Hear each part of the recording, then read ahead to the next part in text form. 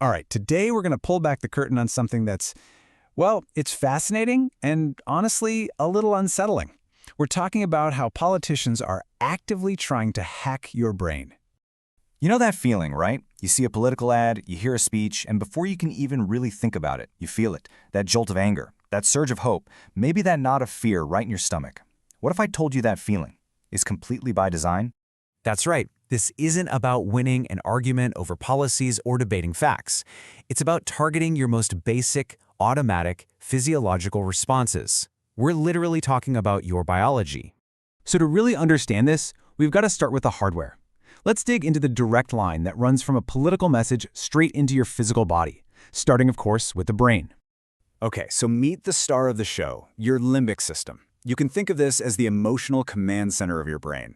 It's ancient, it's powerful, and it is built for one thing above all else: survival.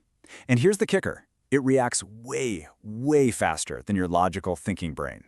And within that system, we've got a few key players on the field. First up, the amygdala. That's your brain's alarm system, right? It's always scanning for threats. Then you've got the prefrontal cortex. That's the cool, calm CEO in charge of rational thought.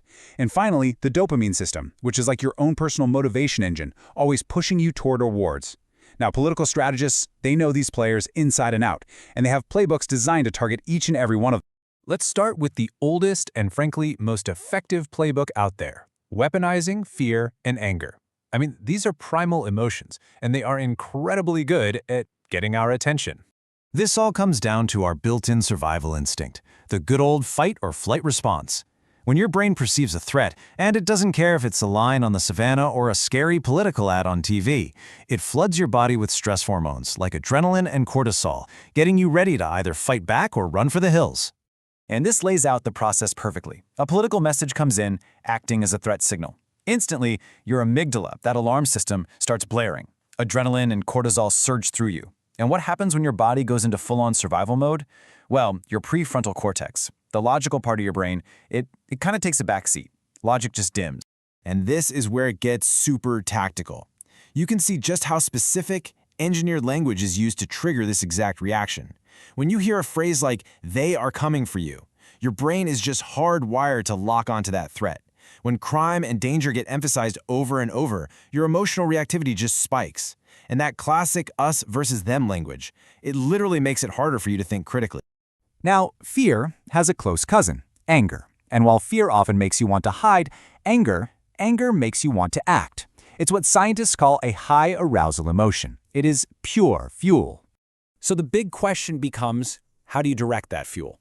Well, political messages use anger to assign blame to a specific group, to highlight some kind of injustice or betrayal, and they use confrontational language to really stoke those flames. Because let's face it, an angry voter is an energized voter. They're way more likely to donate, to share content, and to actually show up on election. But, fear isn't the only tool in the box. Let's pivot to the complete opposite end of the emotional spectrum. Because there's a whole second playbook, one that harnesses the equally powerful emotions of hope and unity. This slide just lays it out perfectly. While fear and anger fire up your threat systems, hope and unity get your brain's reward systems humming.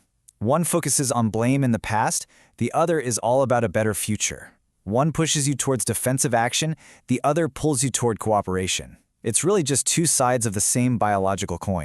Slogans like "a new era" or "hope and change" or "a better future," they're all designed to give your brain a little hit of dopamine, that feel-good chemical of reward. It feels good.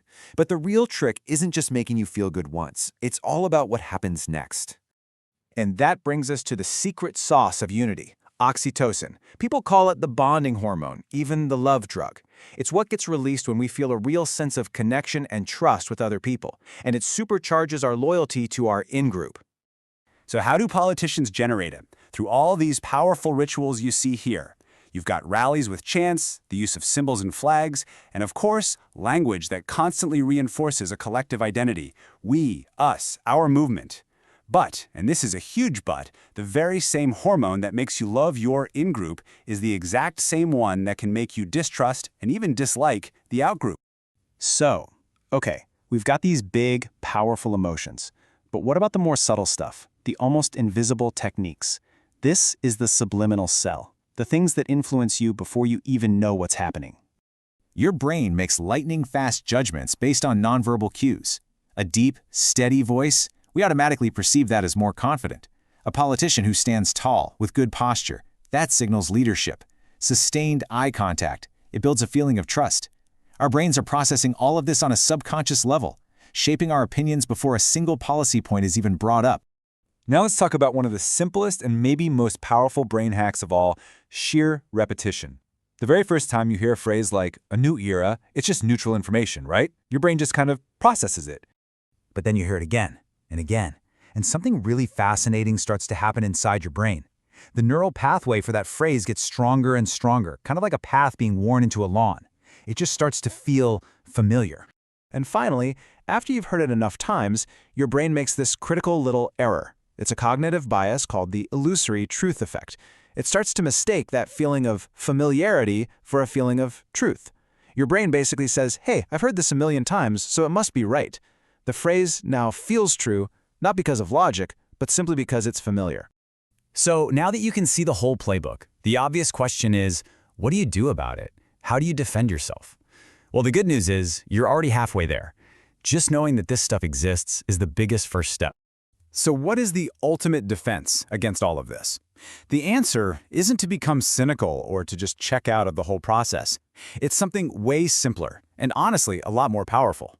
This right here, this is the single most important takeaway from our whole explainer. Politicians don't just speak to your mind, they are speaking directly to your nervous system. The defense isn't to be emotionless, it's to be aware. The next time you feel that gut reaction, that jolt of anger, or that surge of hope, just pause for a second and ask yourself, wait, why am I feeling this?